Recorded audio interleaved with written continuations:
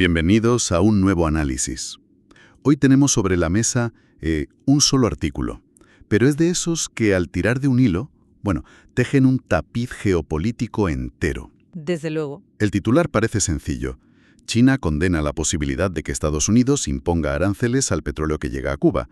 Pero la misión de hoy es entender cómo ese titular es solo la punta de un iceberg, inmenso. Claro. No va solo de petróleo, va de alianzas estratégicas, de la vulnerabilidad de una isla y del pulso entre gigantes en pleno Caribe. Bueno, vamos a meternos en faena. Pues sí, porque estos choques diplomáticos nunca surgen de la nada. Lo que parece una simple disputa comercial, una cuestión de aranceles, Sí. en realidad es el síntoma de unas corrientes de fondo mucho más potentes. Y para empezar a entenderlo, la clave está en la primera pieza del puzzle que nos da la fuente. La justificación de la Casa Blanca. Exacto. La justificación que ofrece la Casa Blanca para siquiera plantear estas medidas. Exacto. El detonante es esa condena de Pekín. Pero la pólvora, la pone Washington. La Casa Blanca no dice, no nos gusta este acuerdo comercial. No. No, va mucho más allá. Acusa directamente al gobierno cubano de alinearse con lo que llama actores malignos. Uf. Y la lista que da el artículo es una declaración de intenciones. Rusia, China, Irán, Hamás y Hezbollah. Vale, actores malignos suena muy fuerte, casi de película, pero no es lo que hacen todos los países. Claro. Ponerle una etiqueta al adversario para justificar sus acciones. ¿Es esto algo más que la diplomacia de siempre? Justo ahí das en el clavo. Es la diplomacia de siempre, pero elevada a la máxima potencia. Usar la etiqueta de actores malignos es una estrategia de encuadre deliberada y muy eficaz. ¿Por qué? Porque transforma por completo el debate. Ya no estamos hablando de un país soberano, Cuba, que comercia con otro, China. De repente estamos hablando de un asunto de seguridad nacional. Ah, vale. Se pinta un cuadro en el que Cuba, a 150 kilómetros de la costa de Florida, se está convirtiendo en un puesto avanzado de los enemigos designados de Estados Unidos. Es decir, saca la discusión del terreno económico Totalmente. y la lleva directamente al terreno militar e ideológico. Ya no es una multa, es una maniobra de contención. Precisamente, se salta las reglas de la Organización Mundial del Comercio y se aplican las reglas no escritas de la geopolítica.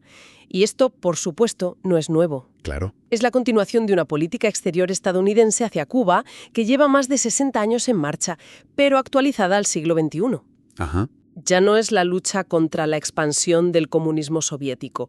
Ahora es la lucha contra un eje de países que, según Washington, desafían el orden internacional liderado por ellos. Y al enmarcarlo así, cualquier medida, por dura que sea, se justifica como un acto de defensa. Entiendo el marco.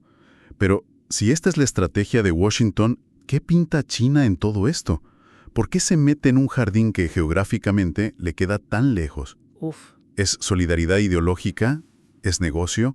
¿O hay algo más? Hay mucho más. No es caridad, es una inversión estratégica a largo plazo. ¿Ah? Para China, Cuba es una oportunidad de oro. Cada barril de petróleo que envían, cada dólar invertido en la isla, es un punto de apoyo en el Caribe. Claro. Es una forma de demostrar que su influencia ya no se limita a Asia o África, sino que puede operar y tener aliados en lo que Estados Unidos ha considerado históricamente su patio trasero. Es un desafío directo. Un desafío directo a la doctrina Monroe, sin necesidad de decirlo en voz alta. Para Pekín, mantener a flote al gobierno cubano es una jugada de bajo coste con un retorno geopolítico potencialmente enorme. Un peón muy bien colocado en el tablero del adversario. El mejor peón posible. Y esa vulnerabilidad de Cuba es precisamente la puerta de entrada para China. Y aquí es donde el marco que pinta Washington se vuelve aterrador cuando lo pones al lado de los números reales, Sí. de la situación sobre el terreno que describe el artículo. Porque una cosa es la retórica y otra la cruda realidad. Y es que aquí es donde se pone realmente interesante. La fuente cita a la consultora Kepler y las cifras que dan son para echarse a temblar. Dan miedo. Dicen que Cuba ahora mismo tiene reservas de petróleo para apenas 15 o 20 días. ¡15 días! Yo tengo más leche en la nevera. Es una cifra que roza el colapso. Es vivir en el alambre, constantemente. Un margen de 15 días para un país significa que no hay colchón. La más mínima interrupción en el suministro, Un barco que se retrasa. un barco que se retrasa por una tormenta, una sanción que impide un pago, puede provocar un apagón nacional. Significa que la estabilidad de toda la red energética, el transporte, hospitales, todo pende de un hilo finísimo. Y ese hilo es cada vez más fino. El artículo añade un dato brutal. En lo que va de año, la isla ha recibido un único envío de 84.900 barriles. Uno solo. Para que nos hagamos una idea de la magnitud del desplome, la misma fuente recuerda que hasta hace muy poco, México era su principal proveedor, llegando a suministrar 37.000 barriles diarios. Diarios. Es una locura la diferencia. Pasar de esa cifra a un solo carguero en meses es una caída en picado. Y esto nos lleva a la pregunta que mencionabas antes. ¿Qué significa esto para la gente de a pie? No es un número abstracto en un informe. Claro. Una reserva de 15 días se traduce en lo que en Cuba llaman apagones, cortes de luz programados y a menudo no programados que duran horas. Significa colas interminables para la gasolina, que el transporte público casi no funcione, El día a día. que los alimentos no se puedan refrigerar. Es una presión psicológica y material constante sobre la población. Es una forma de desgaste diario. Y el artículo conecta esa caída drástica del suministro mexicano con un hecho muy concreto, la captura de Nicolás Maduro el 3 de enero. Eso es. Esto sugiere que el flujo de petróleo no dependía de un simple acuerdo comercial, sino de una red más compleja que, bueno, ahora se ha roto. Exacto. Lo que nos muestra es que la energía no es un recurso, es un arma. La extrema vulnerabilidad de Cuba la convierte en un actor increíblemente susceptible a la presión. Totalmente. Quien controla el grifo del petróleo controla en gran medida el pulso político de la isla. Y esto nos lleva directamente a la posición de México, que de repente se ha encontrado en medio de todo este lío. Sí, porque México está entre la espada y la pared, ¿no? Por un lado, la presidenta Claudia Sheinbaum afirma, según la fuente, que la ayuda a Cuba va a continuar. Ajá. Hay una voluntad de no dejar caer a la isla, que responde a una larga tradición de política exterior mexicana. Una tradición muy arraigada. México fue de los pocos países de la región que no rompió relaciones con Cuba tras la revolución. Cierto. Hay un componente de soberanía latinoamericana, de no seguirle el juego a Washington, que es muy importante para la identidad diplomática de México. Es un gesto de principios. Pero, y es un pero del tamaño de un petrolero. La presidenta añade una frase que es la clave de todo. Dice que se buscarán formas de ayudar a Cuba sin poner en riesgo a México. Uf, esa coletilla. Esta coletilla lo cambia todo. ¿Cómo se come esa dualidad? ¿Es ayuda con condiciones? Es el manual de instrucciones para cualquier potencia media en el siglo XXI. Es un ejercicio de equilibrismo diplomático casi imposible. México está como el que vive en un piso entre dos vecinos que se odian a muerte. ¿Buena analogía? Claro que quiere ser amigo de los dos y mantener su independencia, pero si uno de los vecinos es el dueño del edificio entero y te puede cortar el agua y la luz cuando quiera, pues tienes que andarte con mucho cuidado. Una buena analogía, sí. La frase «sin poner en riesgo a México» es un mensaje con dos destinatarios. Exactamente. Hacia La Habana es una promesa de solidaridad, pero con límites muy claros. Es un te ayudaré, pero no hasta el punto de que me cueste el pan. Vale. Y hacia Washington es una garantía. Es decirles, tranquilos, no vamos a cruzar ninguna línea roja. Nuestra relación con vosotros, nuestro principal socio comercial, es la prioridad absoluta. Puro pragmatismo. Reconocimiento explícito de los límites de la soberanía en un mundo interconectado. México puede querer llevar una política exterior independiente, pero la realidad económica se impone de forma aplastante. Es puro pragmatismo. Y mientras México anda con pies de plomo, intentando no pisar ninguna mina, al otro lado de la frontera en Washington no se andan con tantos rodeos. No. Para tener la imagen completa, el artículo cita una declaración del senador Marco Rubio que contrasta brutalmente con la cautela mexicana. Dijo hace poco que a Washington le encantaría ver un cambio de régimen en Cuba. Sin anestesia. Sin anestesia. Y es fundamental incluir esa voz porque nos muestra que el debate en Estados Unidos no es monolítico. Ah, claro. La declaración de Rubio representa a una facción muy influyente y persistente, especialmente en el Partido Republicano, que aboga por una línea dura y sin concesiones.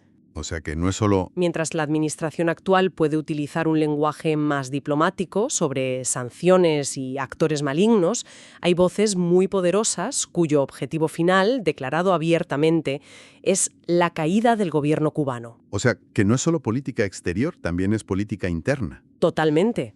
La postura de Rubio no está pensada solo para los diplomáticos, está pensada para los votantes de Florida. Claro, el voto cubanoamericano. Exacto.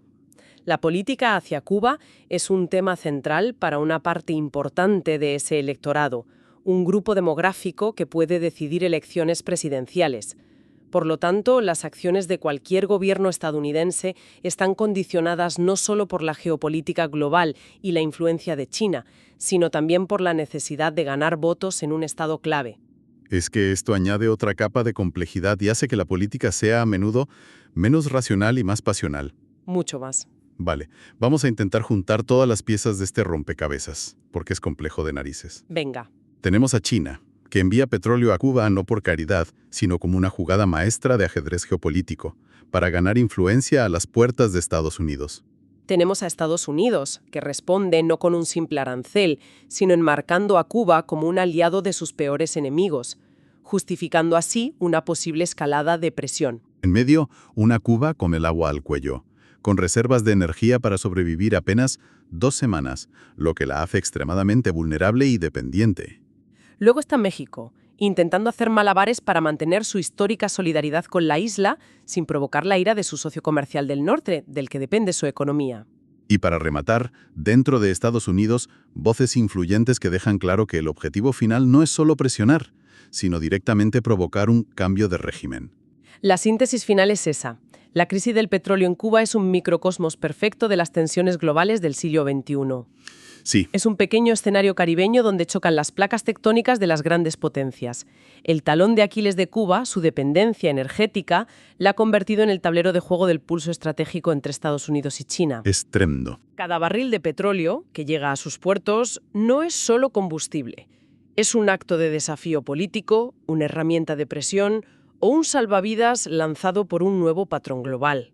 Y el papel de México demuestra lo increíblemente difícil que es para el resto de países no ser arrastrados por esa marea. Ilustra la posición imposible de las potencias regionales. Están atrapadas entre los gigantes, intentan navegar estas aguas turbulentas manteniendo sus principios, pero la realidad del poder económico y militar de Estados Unidos es un ancla que limita su capacidad de maniobra. Por eso, lo que pasa en Cuba no es solo sobre Cuba. Es sobre la creciente influencia de China en América Latina, sobre la capacidad de Estados Unidos para imponer su voluntad en su esfera de influencia y sobre la autonomía real que les queda al resto de países de la región. Queda meridianamente claro. Una noticia que parecía ir sobre tasas y comercio de crudo se convierte en una ventana para entender la danza complejísima de la diplomacia energética, la seguridad nacional y las alianzas globales. Desde luego. Es mucho más que un barco con petróleo. Mucho más. Y todo este análisis nos deja con una reflexión final. Una pregunta que las fuentes no responden, pero que inevitablemente se queda flotando en el aire. A ver. Estamos viendo cómo la dependencia de un recurso fósil como el petróleo sigue siendo una herramienta de presión geopolítica brutal, capaz de poner a un país contra las cuerdas. La pregunta es, ¿qué pasará en el futuro?